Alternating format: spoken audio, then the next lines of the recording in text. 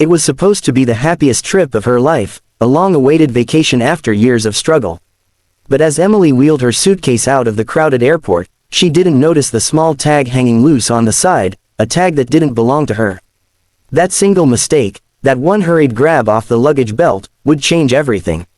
Hours later, as rain poured and lightning cracked across the dark sky, she jumped at the sound of pounding on her apartment door. When she opened it, her heart nearly stopped.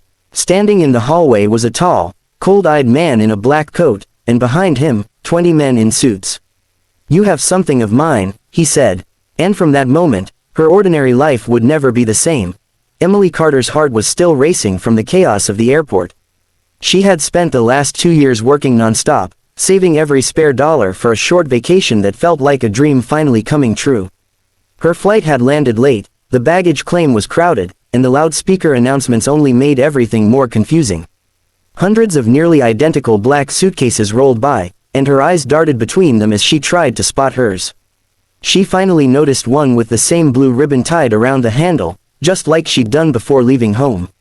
Without a second thought, she grabbed it, dragged it off the belt, and hurried toward the exit, eager to escape the noise and tension. She didn't know it yet, but that small decision would change her life forever. Outside, rain lashed against the sidewalks, soaking her thin jacket as she fumbled for a cab. The driver dropped her off at her small apartment on the edge of the city, where she lived alone with her thoughts and a cat that always seemed unimpressed with her long hours. She placed the suitcase by the door, too tired to unpack, and went straight to bed. The rhythmic patter of rain against the windows lulled her to sleep. But when morning came, and she finally sat down with a cup of coffee, she decided to start unpacking. That was when everything began to unravel. At first, she frowned. The clothes were not hers, no floral dress, no worn sneakers, no toiletries. Instead, everything inside was neatly folded, wrapped in tissue, and completely foreign. Then she saw the first bundle. A stack of crisp $100 bills, neatly bound by rubber bands. Her hands trembled as she picked it up, her breath catching in her throat. "What on earth?" she whispered. Underneath, more stacks, tens of thousands, maybe more. Her pulse quickened as she dug deeper, uncovering a small black velvet pouch. Inside lay a gun, polished, heavy, and unmistakably real. Her fingers recoiled instantly, panic flooding her chest. Beneath that, a set of papers sealed in plastic sleeves, contracts, passports, names she didn't recognize. She stumbled back, clutching the edge of the table, her mind spinning. This wasn't a mistake she could laugh off. Whoever owned this suitcase wasn't just wealthy, they were dangerous. She thought about calling the police, but the idea of explaining how she'd taken it by accident made her hesitate. What if they didn't believe her? What if whoever owned it came looking before help arrived? The day dragged on in tense silence. She tried to eat, but every creak in the walls made her flinch. Night fell fast, and the storm outside grew louder. She was just starting to doze off on the couch when it came, 3 heavy knocks, slow and deliberate. Her heart leapt into her throat. She tiptoed to the door and looked through the peephole.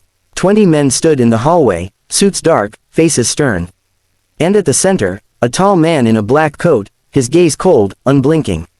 When he spoke, his voice cut through the door. "Miss Carter, you have something. That belongs to me." Emily's breath caught in her chest as those words sank in. Her trembling hand hovered over the door handle, frozen between fear and disbelief.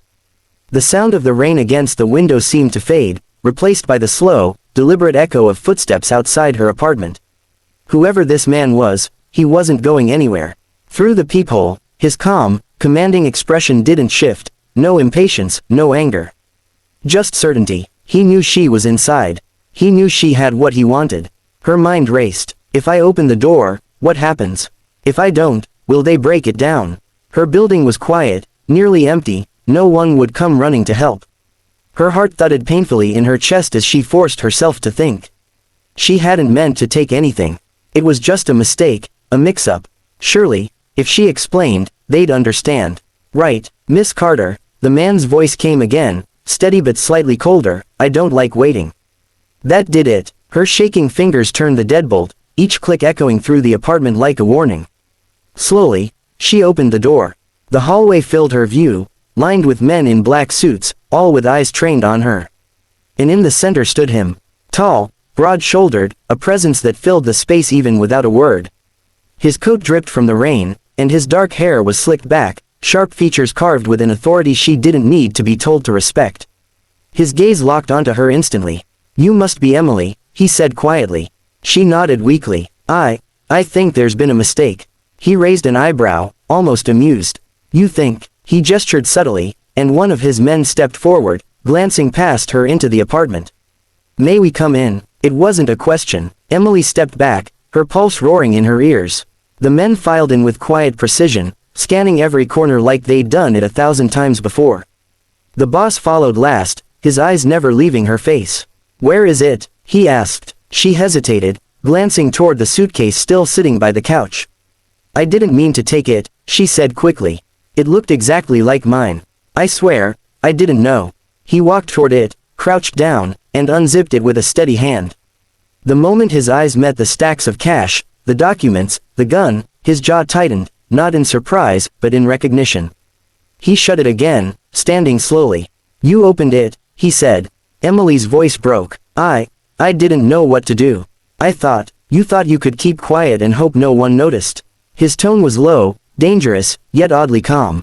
Tears stung her eyes. "Please, I'm not a thief. I just made a mistake." He studied her face for a long moment, searching for deception, then exhaled through his nose. "You're lucky," he said finally. "If you weren't telling the truth, you'd already be gone." Emily swayed slightly, her knees weak with relief. But then he turned to one of his men and gave a single order, "Bring her with us." Her eyes widened. "Wait, what? Why?" "I gave it back." He glanced over his shoulder. "You saw what's inside. That means you're part of this now." And before she could speak again, two men stepped forward. The door shut behind them, sealing her fate.